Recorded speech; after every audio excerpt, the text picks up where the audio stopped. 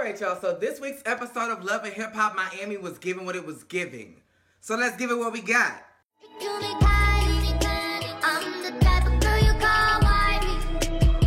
What does the cat do?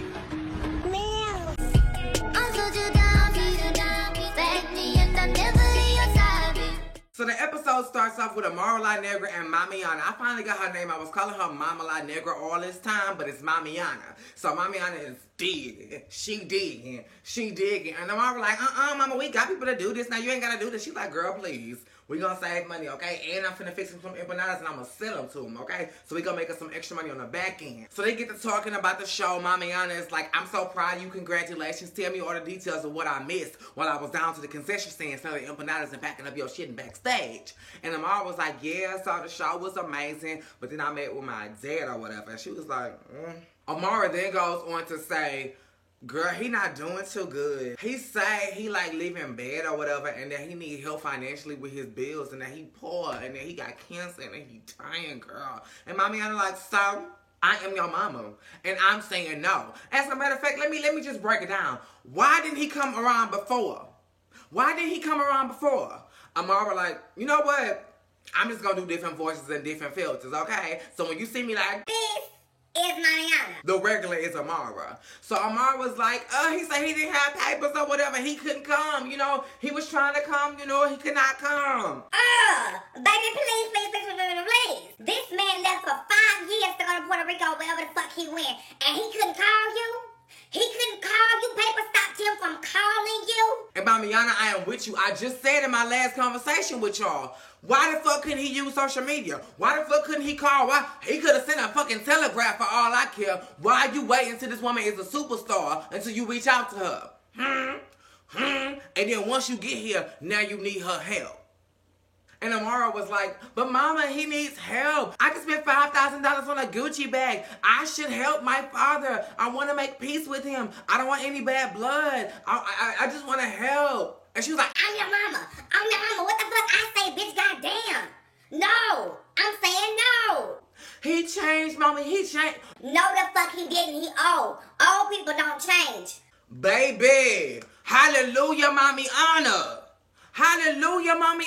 Baby, believe me, I know. Briscoe goes bowling with the fam. So I think the son's name is either British or Britain. I'm not sure. I love either of those names. It's really cute, especially for a black child. So him and Cello is out with Briscoe. They all bowling or whatever, having family time. And Briscoe like, you know what? I missed this. Then the boy gets the ball. He bowling everybody turn because they need to have a talk. And Briscoe was like, man, when I got locked up, I really had time to analyze my life. Like, I got to get my shit together. I want my family back. My focus is my boys. He did not say, and making you happy and being back with you. Like, you know, in the confessional, he was like, Cello said we got a chance, so I'm just going to keep working hard. I'm going to keep trying to show improve. But when you sat down to the scene, it was all about your boys. I get that. Maybe that's her concern. So you're trying to impress her by letting her know my focus is where your focus is. But then he goes on to say, you know, I am even concerned about Trey Dad in this recent arrest because I know how it feels to self-medicate and I'm drug-free and I'm trying to get him there because you ain't got to say, oh, hold it up, Briscoe, because we not so sure why you drug-free. Are you on parole?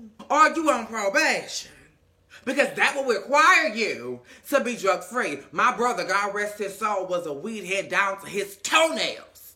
But he didn't smoke for 5 years. Why? Because he was on parole. And while you talking about you drug-free, that blunt was mighty close to your fingers when y'all was playing dominoes down at Trick's house. So either you not considering weed as a drug, or bitch, you lying. Santana is having a mixtape release party, and I don't know if he said that Tip could not come or that she could. But whatever he said, Suki got the impression that she could come. So basically, they talking, and he was like, I'm not an LGBT rapper, I'm just a rapper, and I get that wholeheartedly. Yes, I'm gay, but I'm also a millennial. I'm also black. I'm also a man. I'm also a Houstonian. I'm also a Leo. You get what I'm saying? Like, that's just a description of who I am. Who I am is a human being. Hell, American is a description. You know, like, I'm just a person. Stop trying to... You know, don't nobody say, oh, Beyonce, the hottest black straight pop star, Virgo, mother of 3 wives. Like, all of that is just trickle down details, okay? Like, he is just a rapper, but mama, you do be beating the face, having the nails, and be wearing skirts, and you a whole man with a beard. So, okay, LGBT is kind of in your face before we even know that you can rap. So, don't blame people for kind of labeling you for what you giving them. Like, just like Trina, I'm the baddest bitch. So when people call you a bitch, the trick intervention, that's what I call it, y'all. When they try to work out with him, Trick like, please don't have me on no bullshit. Y'all got a woman down for the goddamn signage. Like, I'm not here for the bullshit, please. They go in, it's a man with booty shorts on. He like, you know what, bro? Like, y'all is trying me. And Trina like, I got the package. Joy like, oh, you got it. Baby, they didn't link up with Prima Donna and got this man a waist shaper. Y'all really thought that Trick Daddy was gonna put on a waist shaper on national television? Him being Trick Daddy Dollars was gonna put on a waist shaper? He like, oh no, y'all can forget that shit. Oh, hell to the goddamn now. I'm not putting that shit on. Then he get down to the confessional. Y'all so concerned about my health. I'm fine. I ain't got time for this bullshit. But you breathy. You out of breath while you saying you ain't got time for the shit. No, you ain't got breath for the shit. Okay, you ain't got the energy for the shit. Okay, everybody else moving like this in their confessional, moving like this. Oh, they over here, they over there. But you right here with the arms, and I ain't got time because you out of breath. You and Prima Donna. She can't move because she's stuffed, and you can't move because you fat. Then y'all had really fucked up when the trainer started doing squats, and them shorts started getting pressed up in his ass cheeks. And Trick Daddy was like, oh, no. This is not a good look, sir. You need to stop doing them squats. They're like, you need to do it too. I don't need to fucking squat. Hell no. I don't need to work no muscles up in here, bitch. I'm good. I am not squatting. Not today. Then they get to doing like the little routine they was on Marty. It was like up, down, and up, and down. And baby, 2 rounds of that. And Trick Daddy was like, bitch, I'm just going to get the tummy tuck. Okay? Because, bitch, I cannot handle this. Amara La Negra and MJ, child. So he takes her to Pet World or wherever the fuck he took her. And he was like, look at this dog. She was like, okay.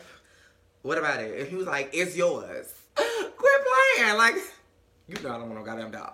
He was like, no, it's yours. So they going back and forth. Amara like, please, somebody come pick up this dog, baby. I appreciate the gesture. I really love it. But I'm trying to pick up my career, okay? This is the time where I got to be manager. I got to be artist. I got to be PR. Baby, I got to be marketing. I got to be the whole motherfucking Amara team because Mamiana is only going to fix the empanadas. I need help. Goddamn, I'm by myself in New York. It's not going to make my time go by no faster. And MJ was like, well, baby, you need to hold this dog because I already paid for it. The receipt is in the bag, okay? So she was like, oh, baby. Oh, I love it. Okay, he's so warm. Oh. And as soon as he buttered her up, he was like, baby, I understand you working hard, and I want you to take a beat. And I understand you need a manager. So for the meantime, I want to be your interim manager. I'm going to be your manager until you find a manager. What you think about that? And Amar was like, I know the fuck you are not serious. I'm going to think about it, okay, baby? I'm going to give it some thought. You've been a great help. I'm going to give it some thought. But Amara, you should have told him right then and there. As defiant as you was about not getting that dog, that's how defiant you should have been about him not being your goddamn manager. Like, no. Okay? Because if he had it like that, he would be managing his motherfucking sister. He would be managing himself. Didn't you say he was an artist? Where the fuck is his records? Okay?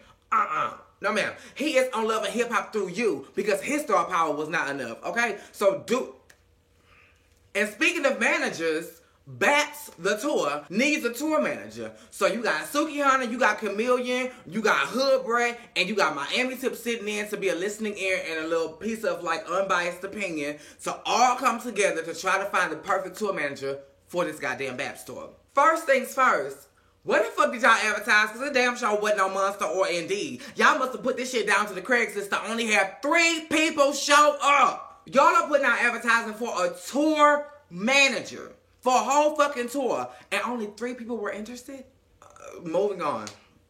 Okay, first of all, let me get the obvious shit out the way. Kudos to you, Hood Brat, for being the level-headed one in the entire group. Everybody else cracking jokes, everybody else is and you like, okay, bitches, we gotta take this shit seriously if you want them to take us seriously. God damn. She was the only level-headed one. I can't count Miami Tip because Miami, you do benefit being a manager of somebody connected to the store, but baby, this ain't even about you, okay? So the first person was the only lady, because it was 2 guys after that. The first person was a lady. She come up hey, thank y'all. This was a nice icebreaker. I am feeling confident. I am feeling sure of myself. Now, this is what I can do for you. I can get your food, okay? I can make sure you get this. I can make sure you get that. I can book. She named food first because your ass is trying to eat. Of course, you gonna make sure they get their food because your food gotta come with it. Girl, you ain't fooling nobody. Then, y'all, this bitch gets to tap dancing. Like, I'm not playing. She was clicking. She was literally fucking tap dancing. And I am all here for the black tap dancers, okay? That is an extinct art and it's going out fast. I'm here for it. All praises to you. Get your shine on mama. But this is Love and Hip Hop Miami, not fucking Fred Astaire, okay, bitch? And you are auditioning, or interviewing rather, to be a role manager.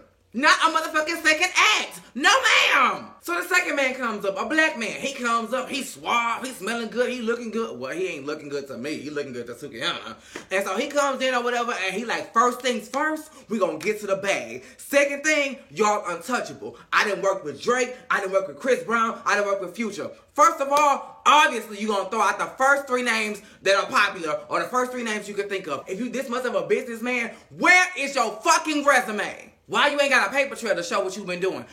All we got is this right here. Where is your paper trail? And two, if you work with all these high, top dollar, A-list artists, why the fuck are you interviewing for artists that are on Love and Hip Hop? Up and comers, rookies, people who are probably unsigned. So you went from Drake to Sukiyama? You went from Future to Hood Brand? Chris Brown to Chameleon? Like, then we have the third and final man, a white guy. He walks up, and for once, for the first time, you let a white man show y'all up because he showed up with his fucking resume. Cool. I got up out of my bed, walked up to my television, and started clapping because he was the only person who treated this shit like a real fucking interview. And he was like, I got 20 years in the business. I don't work with D-list stars. I want stars. I don't want D-listers. So he like, telling y'all gonna have to work, y'all gonna have to come with it, y'all gonna have to keep up because I have standards. We gonna make this shit a tour, we gonna make this shit a successful tour, and we gonna make this shit a cash motherfucking cow, okay? So Hoodberg like, Suki like, Chameleon, like who have you worked with? Who? And he was like, I'm gonna reveal that when the time comes. I ain't got time for all that, bitch. Are y'all willing to work or not? She bye.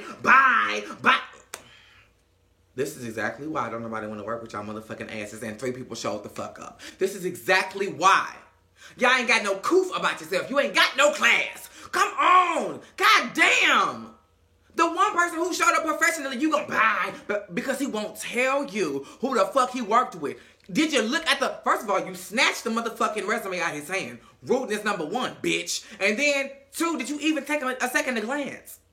Because I'm pretty sure that his resume includes the people he's worked with. So after all that, they get to discussing the situation. And Miami Tip was like, okay, y'all have a lot of personalities. It's going to take somebody to handle all of y'all. But y'all have to agree on the person first. So y'all need to put y'all pride aside, take the high road.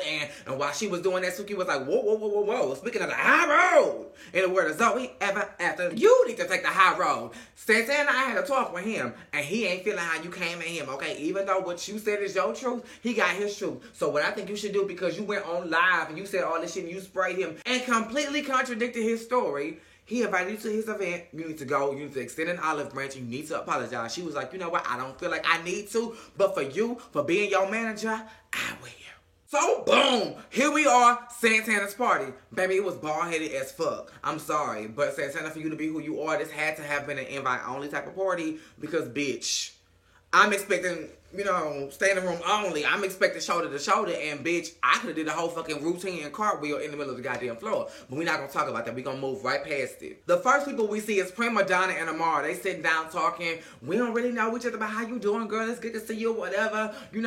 I left my man and my kids in Atlanta. But where your man? Where MJ at? And she was like, I left him at home. I just kind of wanted to, move and groove by myself. He been kind of smothering me. Wanted to be my manager since I've been, on my own or whatever. And Prima Donna was like, girl, you need to look out, And I'm thinking, what the fuck do you know about MJ? Like, girl, like, okay, girl. Then, like, okay, before the scene had even opened up and people started talking, we saw this one singular shot of Alvin sitting by himself at the bar. And I'm just like, why? Baby, Santana don't even hang with the likes of Alvin. Like, they've never crossed paths. Like, I would expect Bobby Lights to be there over Alvin. So why the fuck is Alvin there? Baby, he quickly showed me why the fuck he was there. Maybe Suki Hana, Camellia, and Hubbard was all talking and like, girl, we gonna have a good time. We gonna party and we gonna do our thing with Santana. And maybe Alvin scooted his ass right on in the circle. Bitch, I heard y'all was looking for a stage manager, a tour manager, if you will. I'm the one. Bitch, I'm here. I did this. I did that for Trina. I made her who she is today. And bitch, I can do it for y'all. I can take y'all straight to the top. And Camille was like, don't you work down to the Sundays, dog? Alvin was like, yeah. But that's my job. That's not my career, bitch. I'm just using that for fun, bitch. I'm gonna get to it. I'm trying to get to it, okay? I'm gonna get there. And Hillberg was like, so wait a minute, let me get this straight. You manage the kitchen, and now you trying to manage us. And he was like, yes, I manage the kitchen, but that was just right now, okay? I needed a right now job. But do not discredit my past. You know, I did work with Trina and I did a pretty good job. And then they flashed back to where Trina was like, yeah, you did what you needed to do. I mean, girl, you wasn't horrible or whatever, but you did whatever. No, Alvin. No. You were her personal assistant, not her tour manager. You probably helped out and did things that weren't required of you, but you were her personal assistant. You were not hired to be a tour manager. So don't pull it. And you got fired because you yourself was trying to be a star. So now my Emmy tip is coming through the door. Or so she think. So baby, she's strutting. Then she gets to the front door. And a bouncer was like, I'm sorry, no trespassers. And she was like, what do you mean? And he was like, you don't see the sign? Bitch, it was a sign that said no trespassing. And in the middle